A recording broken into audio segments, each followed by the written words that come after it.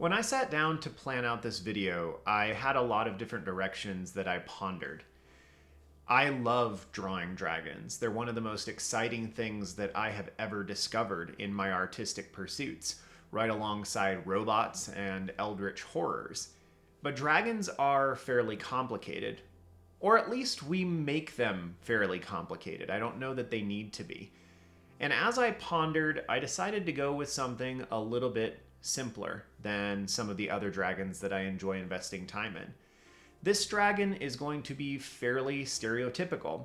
It is going to be a Western dragon where it has 4 limbs and wings. It's going to have a tail and some horns on its head.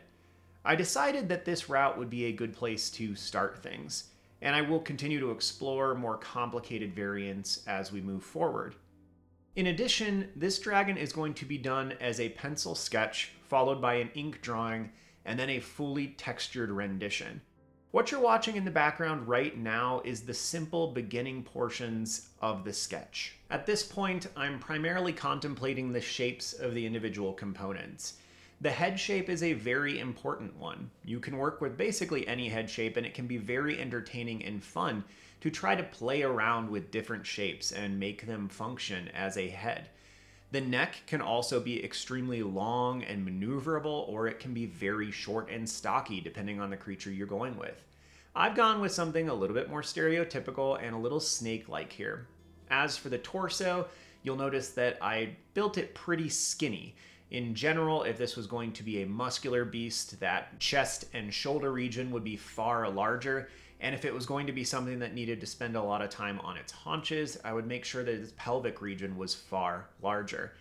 The arms and legs, or legs perhaps if that's what they are modeled on the same way that a cat's might be. This actually brings up a really fundamental point about designing dragons.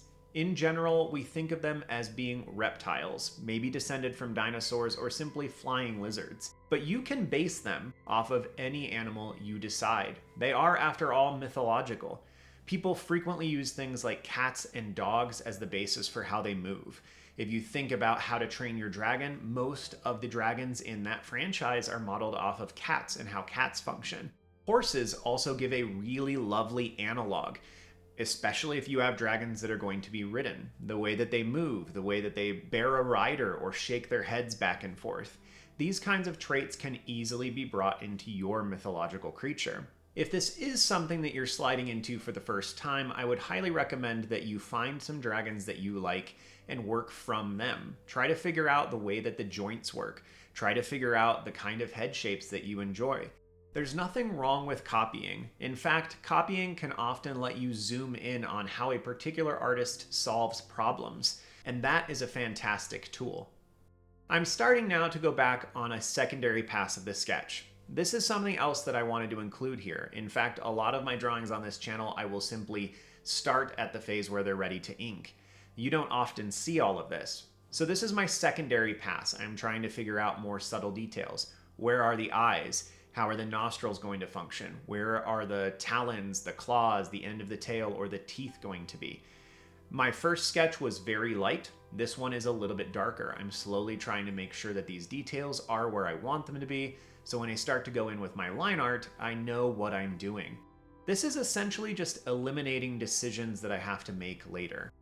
I am finally starting to work with the ink, and you'll notice that this is actually a fairly slow process. Sometimes this seems like something that people will just cruise through, but I work pretty slowly as I start to lay these lines down. These are the first marks that I've put on this drawing that can't be fixed. Everything else can be erased, modified, skipped, or even ignored, but each of these lines is more important. So I tend to go a little bit more slowly. If I'm feeling anxious, where my hands will actually vibrate or tremble, I'll try to take some deep breaths or take a break for a few minutes. If you're starting on something like this for the first time and you find that you're nervous, maybe work on a sketch of something else or a drawing for a little while that is something that can help settle your nerves. It's not altogether rare to be nervous or anxious about getting into a drawing, especially if it's a new thing. So don't feel any shame if that is you. If you've got to stop here and there and take a break, if you find that you're shaking a little bit, it's not an uncommon thing. So don't be too hard on yourself with that. Be gracious. Trying a new thing when it comes to art is often intimidating and difficult. So I'm going around and segmenting out each of these segments. You'll notice I don't always make sure that my lines are perfect and complete. If you're taking this in digitally, that can be something that you really easily fix later. And if you're working on coloring it with brush pens or watercolor, you can actually do the ink over the top at the end. This drawing for me is going to be pure ink, so it doesn't really matter. I like to give myself gaps in things like this because I don't know what kind of surface texture I'm going to apply to the dragon at this point. There is every chance that I put warts or scars or scales protruding off of that surface, and if I overestimate myself and assume that I know what I'm doing, I will close all of those gaps. So that might be a strategy to employ as well. If you're not 100% sure what the surface texture of a thing is going to be and you're working with ink or some solid substance like this, leave yourself some outs later. That way you have the ability to modify things if you want to. I think it is also worth stating here that all of this footage up until this point has been normal speed. I have not sped up anything. If there are any cuts, it's simply where I have taken a drink or where I've had to take a break for a moment, but all of this is in real time. If I do actually speed up some of the segments here, I will let you know. I mention this because a lot of content, including a lot of my own on YouTube, is sped up because the actual instruction is not necessarily what the point of the video is. As this is a video specifically about how to draw something, I find it far more authentic and honest to do it in real time unless otherwise stated. This also has the benefit of potentially being encouraging if you are a slow drawer or if you think that you are a slow drawer. More often than not, we think that we're slower than we actually are. I find myself quite slow, but as I've talked to students over the years or even people here on the channel, they think that I work fairly fast. Now, sometimes this could be because things are sped up, but I think the reality is we're just far harsher critics on ourselves than anyone else will ever be. I am now going to speed this up a little bit while I finish off the line work, and then we can talk about some other things as I begin to work on the texturing of the beast. I have to admit this is probably the most stressful component of the entire drawing for me. So again, if you find that you are getting a little bit anxious or stressed here, that's pretty normal. This is because these lines can't be fixed nearly as easily as everything else either before or after can be. Even in the texturing stage where you're adding all kinds of marks, or if you were coloring this, there is some grace in that. In particular, there's grace if you take something like this into a digital format and you're coloring and modifying it there, where you could actually select individual segments, resize them, move them around. Digital art is a wonderful tool for these kinds of things. I continue to give it a try here and there, but I just vastly prefer working in a traditional medium. Maybe someday I'll find a digital program that approximates the things that I love about traditional better, and if you have any recommendations, I would love to hear about that in the comments below. There is actually a mistake that I made here, and you might have noticed it. I drew the original tail going over the 4 limbs, and I forgot this and went ahead and drew the front 2 legs. And so I've had to modify the position of the tail. This is kind of a bummer. I had intended to have it there in front, and I think that the positioning and the composition would be a little bit more palatable. But as I can't fix this, there's no reason to stress about it or worry about it. So I've modified the tail's position. This will likely happen to you at some point or another, and as you saw here, I continued to move forward, and I would recommend that you do the same. Beating yourself up about a small mistake like that is only going to dismantle the joy that you can pull from this drawing, and that's an unfortunate thing. Drawing is difficult enough in and of itself that we should try to preserve as much of the fun and the joy and satisfaction as we can in our final products. So from the beginning of my sketch to the finishing of the line art, it took approximately 14 minutes. I sped up that little section by 250%. I'm now going to begin patching in some details and starting to work on the texturing of this dragon.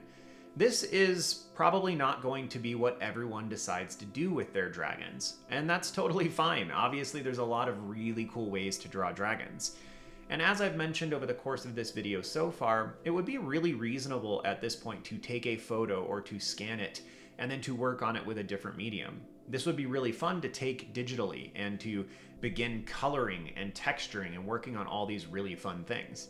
This would also be really fun for me to start taking into watercolor paint or to take my brush pens over the top. However, for this first dragon, I'm going to stick with what I usually do, which is just straight black and white ink. I'm going to start working on the texture of this creature, and it's going to pretty quickly turn from a fairly cartoony image into something that is more reminiscent of some of the engravings that you might see from the Renaissance or post-Renaissance eras. If you look at much of the other content on my channel, you'll notice this is what I've gravitated towards over the last 2 years. I do a lot of different kinds of art, but ironically, or maybe with some intent in the back of my mind, most of this channel has gravitated toward pen and ink exclusively. It is probably my favorite, with watercolor being a close second, and I've fallen in love with brush pens over the course of the last couple years. But I also do oil painting and acrylic painting, and I do digital art as well. I have in fact painted some dragons in oil paint, but it is a very daunting thing if you don't nail some of the stuff at the beginning. I actually did an oil painting for my brother of Nergigante from Monster Hunter World. That was fun, but it did take about 25 to 30 hours, and most of my ink drawings, even the largest ones, only take about 7 or 8. At this stage, I'm beginning with some directional hatching. I'm allowing my marks primarily to follow the direction that those frontal scales are moving. If you want some more specific direction on hatching and choosing which direction to use for your marks, I will link a couple of my videos down below. I've done a lot of videos already on different ink techniques, and in and amongst those are several videos on hatching, choosing the direction of your marks and different hatching techniques. I am going to begin to speed this up once more because the texturing phase actually takes a considerable amount of time. Whereas the original portion of this video, simply through the line art, took 14 minutes, this additional component took 49 minutes. So the drawing itself took just over an hour. Not too bad for working on something of this size and scale and detail, but it should give you an understanding of the process. The sketch took several minutes, the initial line art took about 12, and then the texturing and detail takes almost an hour. That's probably a pretty rational way to look at this. Probably a pretty rational expectation. In most of my large-scale ink drawings, this is usually the case. The sketch takes several minutes, and sometimes I will do a half dozen of them, so I might spend an hour on sketches, but generally the sketch that I go with probably didn't take more than about 10 or 15 minutes. Then my actual sketching on the page takes a little bit more time. The initial passive inking, working out the most stressful components, is about 2 to 3 times that. And then the full texturing run is just anybody's guess. If I leave huge chunks of it black or white, it takes far less time. If I'm trying to texture everything, well, one of the Inktober pieces from last year that I did ended up taking about 15 hours for me to do. And some of the dragons I did for last Smaugust were probably 5 to 10 hours. And these are drawings only done in a 12 by 12 inch sketchbook, if I'm remembering correctly, so not gigantic drawings by any means. After finishing off the texture of the chest, I'm starting to move on to the head. The head is the most important part of most dragon drawings. In fact, most things that have heads, the head is going to be the most important component of that drawing. I focus there at the beginning because if I'm going to make a mistake that is going to ruin the drawing, it's generally there. And frankly, I would rather make the mistake early on and know if I've got to take some time to redesign things or if I need to start over before investing a tremendous amount of time into whatever product it is I'm working on. As I'm working on the head texture, I'm deciding how I want that texture to lay. Obviously, I'm going a little bit heavier on the underside where things are going to be shadowed, and particularly where the upper jaw is layering over top of the lower jaw. I'm darkening that in quite a bit, so it makes it really easy to tell that it's overhanging, that lower jaw is inset a little bit. As I'm working on the horns of the antlers, I'm allowing the marks to move up and down those shapes. And then for the actual skin and scales, I'm applying a lot of just kind of random loopy shapes, which is implying the scales without actually having to draw every one. You could sit down and draw every single scale, but there are a few people who enjoy that kind of monotony. If that's you, more power to you and have fun with it because that kind of detail is very impressive. It just takes a tremendous amount of time. This is one advantage to working digitally, in that you could make a lot of that texture and then simply copy and paste it and replicate it, slowly warping it or free transforming it as you move around the body. Much of the process for the rest of this drawing is going to be the same, however. I'm going to continue applying these textures as I move around the dragon, and I'm going to continue thinking about which direction I want the marks to go. The scales, I'm going to continue moving in the exact same fashion that I have, but for shadow shapes, I'm going to use some cross-hatching, having my marks move perpendicular to one another. And I'm going to make sure that the back legs have a little bit less detail and are either substantially lighter or darker than the forelimbs. This applies less contrast to them and basically ensures that they are less the focal point than the stuff that is in the foreground. This is a good strategy. Generally, you want to make back limbs a little bit lighter. It's the same thing you would do in a landscape painting by making the mountains that are further away a little bit more faded out. Obviously, you're exaggerating it in a drawing like this, but all that drawings are is an idea that you are trying to get across to another human being who is looking at your drawing with their eyes. And so exaggerating things in certain ways is just a tool that you can use in order to communicate what you want with your piece. At this point, I am going to speed up the drawing once more. We are now at 5 times speed, 500% of the original speed. My hand will start to look a little bit funny here, almost as if it's vibrating on some kind of engine. And I'm doing this because I have communicated primarily what is important to communicate throughout this drawing. I could leave it here and let you watch the next half an hour, but you have what you need in order to embark upon your own drawing of a dragon. So if you want to hang out here for a few minutes and watch the rest of this play out, please feel free to do so. I will continue the music and I'll have this all the way to the end. But if you are ready to jump into your own drawing, I would encourage you to just do that. But I will leave the rest of this here just for anyone who's curious or wants to watch that fast, sped up version of all of the rest of the texturing coming into being. It can be kind of a fun thing to see. Well, as always, thank you for being here, and I hope this drawing has been helpful for you, and I hope it dismantles some of the anxiety or stress or trepidation about starting on your own dragons. Dragons and other mythological things are so rewarding to draw, maybe primarily because there's something we can't go see in the real world, and it makes it just all the more exciting to bring something out of your mind and to put it onto paper.